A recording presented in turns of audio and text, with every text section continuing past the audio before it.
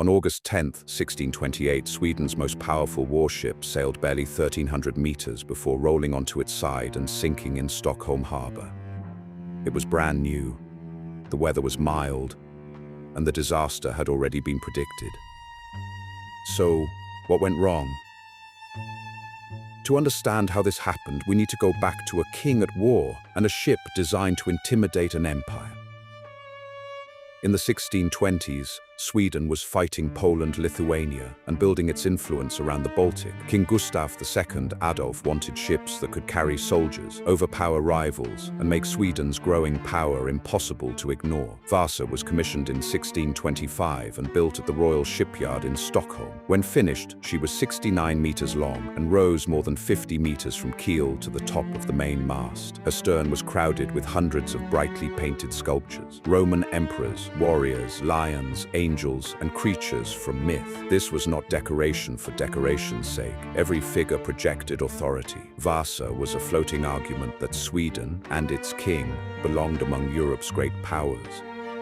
And behind that spectacle was enormous firepower. Vasa sailed with 64 cannon aboard. 48 were heavy bronze 24-pounders, arranged across 2 enclosed gun decks. A single broadside could throw roughly 1/4 of a ton of iron. For a few brief minutes, she may have been the most powerfully armed warship in the Baltic.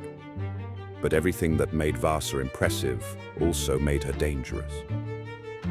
A sailing ship does not need to remain perfectly upright. Wind pushes against its sails, the hull heels, and the shape and weight below the water create a force that should bring it back. But there is a limit. If the ship leans far enough for water to reach openings in its side, recovery can become impossible. Vasa carried extraordinary weight high above the water. 2 gun decks, heavy cannon, tall upper works, masts, rigging, and sculpture. Beneath the waterline, the hull was comparatively narrow. In the language used at the later inquiry, the ship did not have enough belly to carry everything above it. The result was a dangerously high center of gravity and very little ability to resist a roll. Why not simply add more stone ballast? Because ballast came with its own trap. More stone low in the hull could improve stability, but it would also force Vasa deeper into the water. The openings for the lower cannon were already uncomfortably close to the surface. Sink the hull too far, and those gunports would become vulnerable even sooner. The ship was caught between 2 dangers: too little ballast to stand upright, or too much draft to keep the sea outside. 17th century shipwrights did not have modern stability equations, scale tank testing, or computer models. They worked from experience, proportions, and the performance of earlier ships. Vasa's original master shipwright, Henrik Hubertsson, was experienced, but this vessel was unusually large and heavily armed. Hubertsson became ill and died before the ship was completed. Responsibility passed to others, including Hein Jakobsen, while the king's requirements and the demands of war continued to press on the shipyard. This is where the story is often simplified into a single bad decision. A king demanded more guns, a builder made the ship too narrow, and nobody dared object. The surviving evidence is messier. The design was approved, the hull was even widened slightly during construction. Different officials controlled different pieces of the project, and there was no reliable calculation that could reduce all of those choices to one clear warning number. But before Vasa sailed, there was a warning that required no mathematics at all.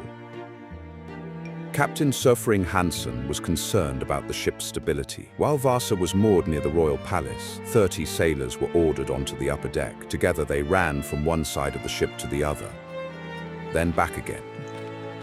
Their weight made the enormous hull roll so violently that Vice Admiral Claes Fleming stopped the demonstration after only a few crossings. The ship might capsize at the quay. Everyone watching had just seen the problem. So why did Vasa still sail? There was no quick repair. More ballast risked lowering the gun ports. Removing a deck or rebuilding the hull meant delay, expense, and admitting that a royal prestige project was fundamentally wrong. The king was away with the army. The navy needed ships. Authority was spread among officers, builders, contractors, and administrators. Fleming is reported to have said, "If only His Majesty were home." The test revealed the danger, but the organization around Vasa had no effective way to turn that warning into a stop. Sunday, August 10th, 1628, began with celebration. Stockholm's waterfront filled with spectators. Small boats crowded the harbor. The crew had permission to bring family members for the first part of the voyage before the ship continued toward its military assignment. Between 4 and 5 in the afternoon, Vasa was moved along the waterfront with anchors and ropes until she could catch the current. 4 of her 10 sails were set. Her cannon fired a salute. The last line to land was released. The lower gun ports remained open. At first, the air beneath the harbor's bluffs was light. Vasa barely answered her helm. Then a small gust filled the sails, and the ship leaned to port. Slowly, she recovered. The voyage continued. As Vasa passed a gap in the bluffs, a stronger gust struck. The ship rolled again, farther this time. The open ports along the lower gun deck reached the water. The Baltic rushed inside. Captain Hansen ordered the sails released and the gun ports closed, but water was already spreading across the deck. Its weight pulled the ship lower and held it over, allowing still more water to enter. Flooding became its own accelerating force. People on deck threw themselves into the harbor. Those below fought upward through ladders and passageways that were tilting beneath them. Small boats raced toward the ship. Some survivors clung to the masts or swam roughly 120 meters to shore. Within minutes, Vasa was resting on the harbor floor, 32 meters below the surface. The masts still projected above the water. About 30 crew members and guests died, most of them trapped inside. Sweden's great symbol of naval ambition had spent roughly 20 minutes underway.